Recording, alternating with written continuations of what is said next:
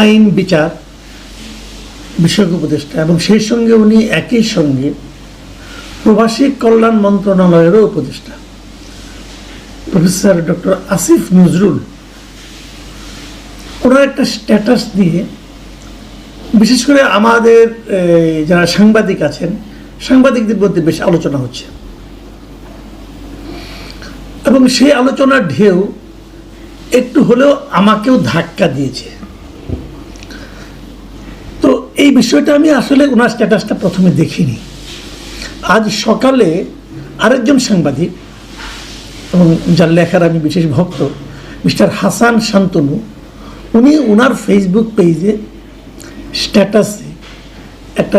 স্ট্যাটাসে লিখেছেন যে আমি ওখান থেকে প্রথম দুটো লাইন আপনাদের পড়ে শোনাই। উনি লিখেছেন, অন্তর্বর্তী সরকারের উপদেষ্টা হতে আইন উপদেষ্টা আসিফ নজরুলের কাছে তদবির করেছেন অন্তত 5 থেকে 6 জন সাংবাদিক। এই তালিকায় আছেন টিভি চ্যানেলের টকশো অনুষ্ঠানের অতিথিও। তারপর হাসান শান্তনু সাহেব প্রশ্ন করেছেন যে তারা কারা, এবং ওনার দ্বিতীয় প্রশ্ন, আসিফ নজরুল কি সত্য কথা বলেছেন, এবং ওনার তৃতীয় প্রশ্ন, নাকি তিনি এই বক্তব্যের মাধ্যমে ডেইলি স্টারের সম্পাদক মাহফুজ আনামের লেখা এক কলামের কথিত জবাব দিয়েছেন। হাসান শান্তনুর এই লেখাটা আমি আজকে সকালে ফেসবুকে দেখেছি এবং তার কিছুক্ষণের মধ্যে বাকি দিনে কমপক্ষে 3 জন লোক যারা আমার কাছে গুরুত্বপূর্ণ, এদের মধ্যে আমার আপন ভাই একজন আছেন, তারা আমাকে আরও কয়েকটা সোশ্যাল মিডিয়ার লেখা অথবা ভিডিও পাঠিয়ে বলেছেন সেখানেও এই একই কথা বলা হয়েছে যে উনি নাকি এই ধরনের একটা স্ট্যাটাস দিয়েছেন। এবং আমার ভাই আমাকে প্রশ্ন করলেন তুমিও কি এর মধ্যে আছো? তো আমি বললাম যে আমি থাকলে তো তুই জানতি, নাকি না হতে পারে যে তোমার হয়নি বলে তুমি আমাকে জানাওনি, কারণ তোমার সঙ্গে তো আসিফ নজরুল সাহেবের একটা সম্পর্ক আছে, তুমি তার সঙ্গে ইচ্ছা করলে যোগাযোগ করতে পারো। তো হ্যাঁ আছে, আমার শেয়ার করেন আসিফ নজরুল সাহেবকে আমি চিনি, উনিও আমাকে চেনেন, কিন্তু আমি তো ওনার সঙ্গে যোগাযোগ করিনি এই নিয়ে। এখন আমি ওনাকে চিনি এই বিষয়টা যারা জানেন তারা সবাই সন্দেহ করতে পারেন। আর ওই যে দুটা ক্যাটাগরি আসিফ নজরুল সাহেব উল্লেখ করেছেন যে সাংবাদিক এবং টিভিতে টকশো করেন, এই দুটোই তো আমার সঙ্গে মিলে যায় একটু, তো মিলে গেলে আমার জন্য বিব্রতকর। এখন আমি বরং আসিফ নজরুল সাহেবের স্ট্যাটাসটাকে পড়ি, তারপরে আমার জবাবটা আমি দিই।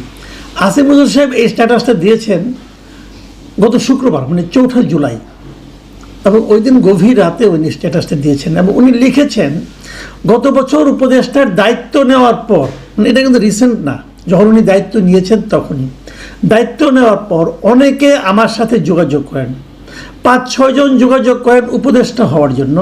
তাদের অধিকাংশই সাংবাদিক বা টকশোর আলোচক হিসাবে পরিচিত। আমি তাদের বিনয়ের সাথে বলি, ইউনূস স্যার খুব প্রয়োজন না হলে নতুন কাউকে নিতে চান না, এবং সেটাও কেবল ছাত্র উপদেষ্টারা রাজি হলে সম্ভব। এখানে আমরা দুটো তথ্য পেলাম। 1 নম্বর তথ্য হলো যে ওনার কাছে 5-6 জন সাংবাদিক, সিনিয়র সাংবাদিক, যেহেতু উপদেষ্টা হতে যাচ্ছেন নিশ্চয়ই সিনিয়র হবেন, এবং যারা টকশো করেন এমন 5-6 জন ওনার সঙ্গে যোগাযোগ করেছেন উপদেষ্টা হতে চেয়ে তদবির করার জন্য। আর দ্বিতীয় একটা তথ্য পেলাম যে ছাত্র উপদেষ্টাদেরকে রাজি না করিয়ে কোনো উপদেষ্টা নিয়োগ করা সম্ভব হয়নি। সেই সময় পর্যন্ত ছাত্র উপদেষ্টা কারা ছিলেন? মাহফুজ আলম ছিলেন, নাহিদ ইসলাম ছিলেন এবং আসিফ মাহমুদ সজীব ভুঁইয়া ছিলেন। তাহলে বোঝা গেল যারা উপদেষ্টা হয়েছেন তারা এই 3 জনের অনুমোদন ক্রমে হয়েছেন। এটা আমাদের জাতির জন্য অবশ্যই একটা নতুন ধরনের খবর। ঠিক আছে, সেটা নিয়ে আলোচনা না হয় আরেকদিন করা যাবে। এখন আমি আসিফ নজরুল সম্পর্কে ওনার স্ট্যাটাসের আরও একটু পার্ট পড়ি। তো উনি বললেন যে তারপর কাউকে যারা ওনাকে তদবির করেছে তাদেরকে নেওয়া হয় নাই। তারপরে খুব অভিজ্ঞ দক্ষ পেশাজীবী যেমন ওয়াহিদুদ্দিন মাহমুদ স্যার, ফয়জুল কবির খান, ওনাদেরকে নেওয়া হয়েছে, এবং আরও পরে 3 জনকে নেওয়া হয়েছে, যেমন আবরার হোসেন, আবরার ভাই, আকিজ বশির ভাই ও ফারুকি, এদেরকে অন্তর্ভুক্ত করা হয়েছে। এরা নাকি 3 জনই অত্যন্ত কৃতকর্মা মানুষ, মানে আসিফ নজরুল সাহেবের ভাষায়। এগুলো উনি নিয়োগ করেছেন এবং তারপর স্যার সিদ্ধান্ত নেন যে কোনো অবস্থাতে আর নতুন কাউকে নিয়োগ করা হবে না।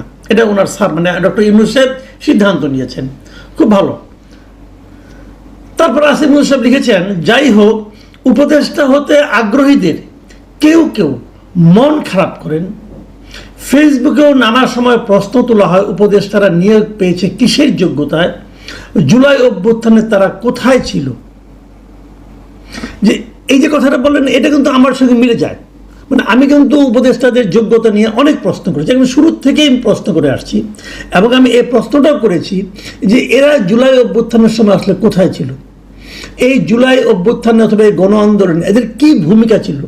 এই প্রশ্নটা যারা যারা করেছেন তাদের মধ্যে আমার মনে হয় যে 2-3 জনের মধ্যে আমি আছি এবং আমি এটা শুরু থেকে করেছি, এখনো করছি। এটাও মিলে যায় কিন্তু। তারপর উনি আবার বলছেন, আমি জানি এটা সম্ভবত আমাকে মিন করে বলা না, মানে উনি বলছেন যে তারপর উনি ওনার কথা বলছেন যে শেখ হাসিনার বিরুদ্ধে 16 বছরে উনি শেখ হাসিনা সরকারের বিরুদ্ধে কি কি লিখেছেন লেখেন নাই এগুলো উনি ডিটেল বর্ণনা করেছেন এবং বর্ণনা করে উনি বলেছেন যে এই থেকে মনে হয় যেটা আমাকে মিন করে বলা হয় না, কিন্তু অন্যদেরকে মিন করে বলা হয়েছে। আমি ওনার পুরো স্ট্যাটাসটাই পরে পড়েছি, আমার কাছে ছিল না। হাসান সন্তুরের আমার স্ক্রিনশট পাঠিয়েছেন, ওনার কাছ থেকে নিয়ে পড়েছি এবং উনি অনেক কাহিনী বলেছেন, অনেক বড় স্ট্যাটাস। উনি কি মিস করছেন, ওনার সেই ফুরা রোডের বাসাটা মিস করছেন, সকালবেলা ঘুমানো মিস করছেন, এটসেট্রা এটসেট্রা, অনেক কথা কাহিনী এগুলো।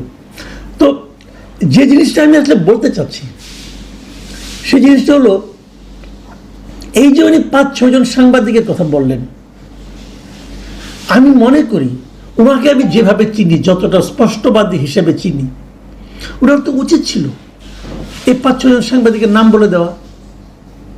যদি কেউ তার কাছে তদবির করতে পারে তার নামটা বলে দিলে সমস্যাটা কি, বলে দিতেন। বলে না দেওয়াতে কি হয়েছে, বলে না দেওয়াতে যেটা হয়েছে যে ওই 5-6 জন বেঁচে গেছেন কি বিব্রত হননি, নাকি ওনাদেরকে বিব্রত হাত থেকে রক্ষা করেছেন উনি তা জানি না, কিন্তু উনি মানে একটা বিরাট সাংবাদিক গোষ্ঠীকে কিন্তু সন্দেহের মধ্যে নিয়ে এসেছেন। যে যারা এখন টকশো করেন, যারা এখন সাংবাদিক হিসেবে তাদের একটা পরিচিতি আছে দীর্ঘদিনের, তারা সবাই কিন্তু এই ওনার তৈরি করা এই সন্দেহের মধ্যে ঢুকে গেলেন।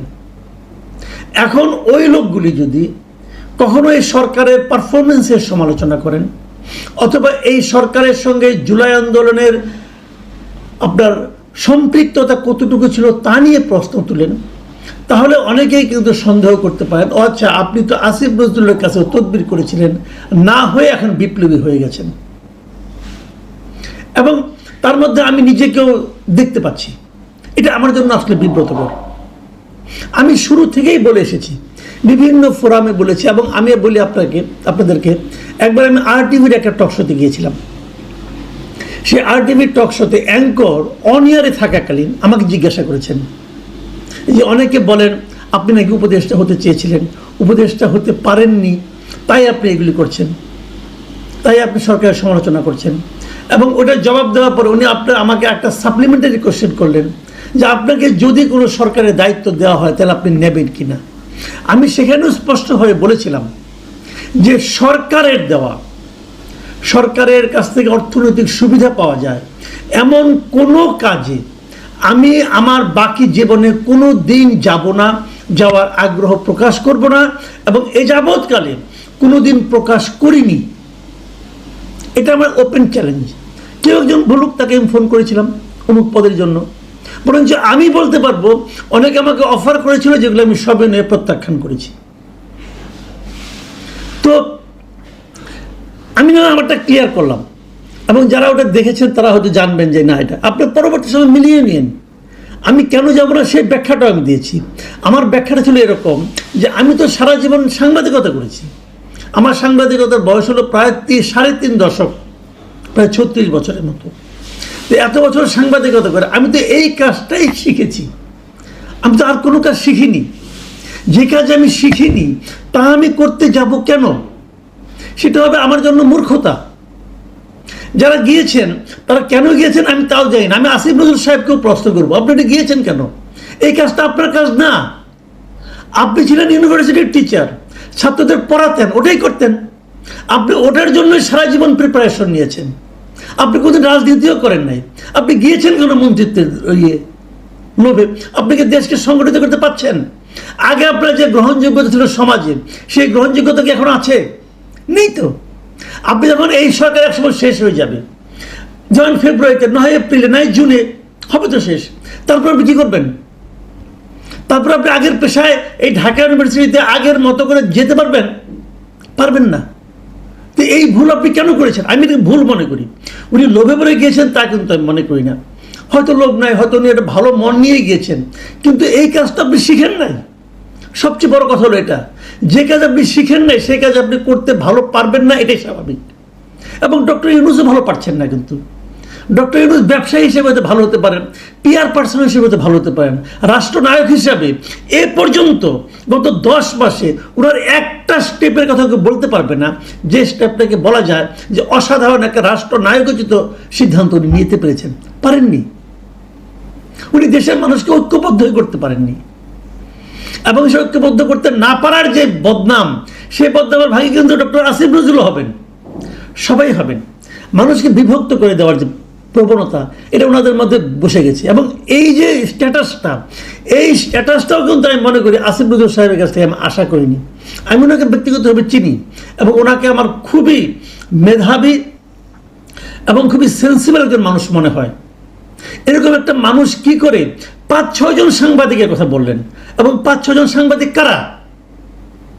আপনি যখন নাম না বলবেন তখন আমি বলবো আপনার কাছে আসলে কেউ ফোন করে নাই। আপনার কাছে কেউ ফোন করে নাই, আপনি নিজে বাহাদুরি দেখানোর জন্য এই কথাটা বলেছেন। যদি আপনার সেই সাহস থাকে, মেরুদণ্ড থাকে, স্পষ্টবাদী কথা বলার মতো সেই যে চরিত্রটা, যে চেহারাটা আমরা দেখেছি, চিনি, যে সেটাকে আপনি ধারণ করতে পারেন, নাম বলে দেন 5 জনের নাম বলে দেন। বলতে পারবেন না আপনি, কারণ তাদের কাছ থেকে আপনি আবার পরবর্তী সময় হেল্প চান, এই জন্য বলতে পারবেন না। তো যেখানে হেল্প চান সেখানে বিপ্লব করতে যান কেন? আমি আসিফ নজরুলের এই স্ট্যাটাসে খুবই মর্মাহত হয়েছি এবং আমি মনে করি এটা একটা দায়িত্ব জ্ঞানহীন আচরণ উনি করেছেন। আমি ওনাকে রিকোয়েস্ট করব, যদি আপনার সৎ সাহস থাকে আপনি 5-6 জন সাংবাদিকের নাম বলে দেন। তাদেরকে আমাদেরও চেনা দরকার যে করেছো বাবা সাংবাদিকতা, হতে চাও মন্ত্রী। কেন গো? কেন? তুমি তো শেখো নাই, ওই ব্যাপারে তোমার কোনো ধরনের অভিজ্ঞতা নাই, ধান্দাবাজি করার জন্য করতে চাও তুমি। নামগুলি বলে দেন, ওই লোকগুলিকে আমরা চিনি নেই, কোনো সমস্যা নাই। কিন্তু এরকম আজগবি হাওয়ার উপর যে প্রশ্নটা হাসান শান্তনু করেছেন যে আসিফ নজরুল কি সত্য বলেছেন, যতক্ষণ পর্যন্ত উনি নামগুলি না বলবেন ততক্ষণ পর্যন্ত আমি এই প্রশ্নের উত্তরে ভাববো উনি আসলে সত্য বলেন নাই, উনি আসলে সেন্সেশন ক্রিয়েট করতে চেয়েছেন। এবং যে কারণে ওনার সঙ্গে প্রথম আলো অথবা ডেইলি স্টারে একটা বিরোধ তৈরি হয়েছে, সেই বিরোধের হয়তো ওর জন্য যে কথাটা নাকি ওই মাহফুজ আলমের একটা কলামে উনি লিখেছিলেন যে কেন ওনাকে 2টা মন্ত্রণালয় দেওয়া হলো, তারই একটা জবাব উনি দেওয়ার চেষ্টা করেছেন এভাবে। এবং এটা হচ্ছে খুব আনাড়ি একটা প্রচেষ্টা। প্রিয় দর্শক, হয়তো বিষয়গুলো একটু ব্যক্তিগত হয়ে গেল, তারপর আমি মনে করি এটা বলা দরকার ছিল। আপনারা ভালো থাকবেন। এখন এই পর্যন্তই। আল্লাহ হাফিজ।